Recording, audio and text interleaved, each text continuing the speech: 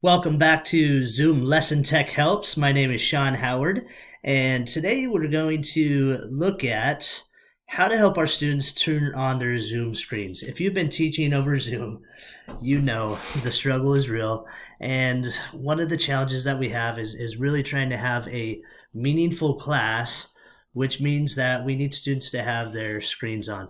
Unless there's a reason why they don't have it on and you've talked to the parents and the students, we should be expecting all of our students to have their screens on because we can't have the best experience or even close to the best experience without seeing our students and interacting with our students. And so here's just 7 little tricks or tips that you might consider using to help you help your students get those screens on.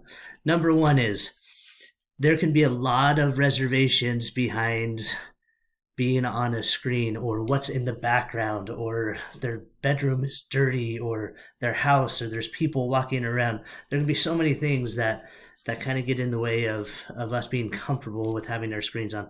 So a great idea is to have students use virtual backgrounds during your Zoom class.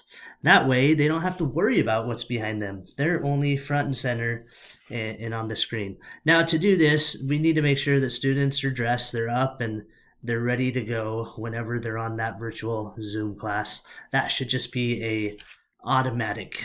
Just students need to be dressed for the day and ready to be seen as they get on. But I want to share just a few quick ways to help students get virtual backgrounds on for their class. So the cool thing is that you can have fun with this and change it throughout a semester. You could invite your students and say, hey, today we're going to spend some time to teach you how to make a virtual background that you can have while you are in class and we can see you.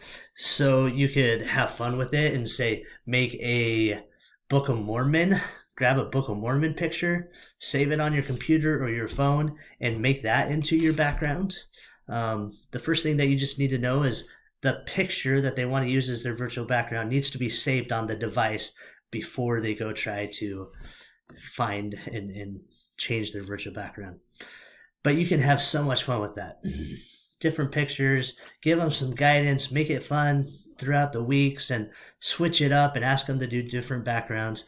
Could be a very fun and engaging way to bring your class a little bit more to life. They could put their favorite scripture hero behind them in a picture, whatever it may be. Now, to do that, if a student or you are in Zoom on the computer, you're just going to go down to your toolbar where it says Start Zoom, and there's this little arrow. You click on that, and this is going to come up. Then you want to click on Choose Virtual Background. And then this screen right here will pop up. Once you get there, you have a choice. You can choose the backgrounds that are already available, or over here in the little right hand corner, you can click on this little plus sign, and that will bring up a thing to search on your computer to find a picture that you want to add and be able to use as a background. So that's simply how you do it on a computer. It's really easy. A phone is just as easy. Again, you already have to have your background loaded. This is an iPhone showing, but it's very similar on Android. So if you're on the iPhone or the students on the iPhone, they just need to scroll over on their little taskbar to More.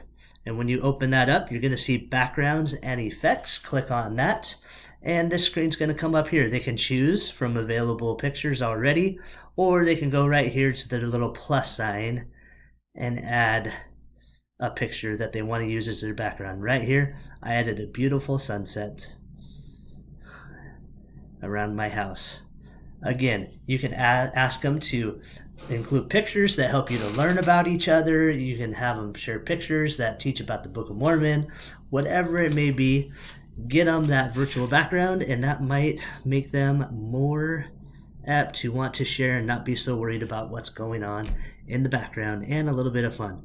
Now let's go to these other ideas that you could choose to use. You could open class with the show and tell bell ringer. You just say, hey, as we're getting started today, I want everybody to have their cameras on and go grab this or do this or show me this, something in their house or something in paper scriptures or whatever it may be. Before we get started, everybody needs to be showing that show and tell bell ringer, whatever it may be. Hopefully it has something to do with what you want to do in that lesson that day. It's another great way to get their screens on, get showing and sharing a few things. You could also start the class with the scavenger hunts. Have them go find something in the the house that could help them be an object lesson to teach a doctoral mastery scripture of the day that you're going to review real quick, or anything else, right? Just a quick scavenger hunt, go find something and share it and show it to the class, and do something really simple that way. Another great way to get their videos on. Number 4 is, well, communication is always key. If you want to have a good experience, get the parents involved and have them help make sure that their students are turning on their cameras, and have a meeting with them and just talk about the importance of you being able to see them. Help them see that, like, how hard it would be to teach a class and interact with the class if no one had their video cameras on. How difficult that would be to read a classroom and really help their kid have the best experience. So again, another idea there. Number 5, always, and this is so important, always be positive. Always show appreciation and acknowledge to the students that have their cameras on and are doing what you're asked. Just build them up like crazy. Be more positive. Don't necessarily call out the negative in front of the class or anything like that. Just be so positive and show appreciation every single Zoom class. Number 6, at the beginning of class, you could ask students, just, would you turn your cameras on and greet one another? Greet one another and say hi to one another, wave at one another, whatever. Just get them to turn it on, greet to each other, be there together. Now, towards the end of the class, another great way to have them have their screens on as well is to have a exit ticket rounds. And this would kind of be something like, we've studied during the day, now we're just going to go one by one in the class. We got a few minutes left, and I'm just going to ask who's ever in the upper right left hand corner to just share with us what they learned today, and make sure that you have your video on. And then you just go to the next one on the screen and they share next, and you just go through the screen as you see them, and you ask them to share what they learned, and possibly even show something out of their journal that they wrote down. The possibilities are endless. So I hope that gives you a few ideas to start being creative and encouraging your students to turn on those Zoom screens and to be able to see them and interact with one another. Now, the key to all of this is patience.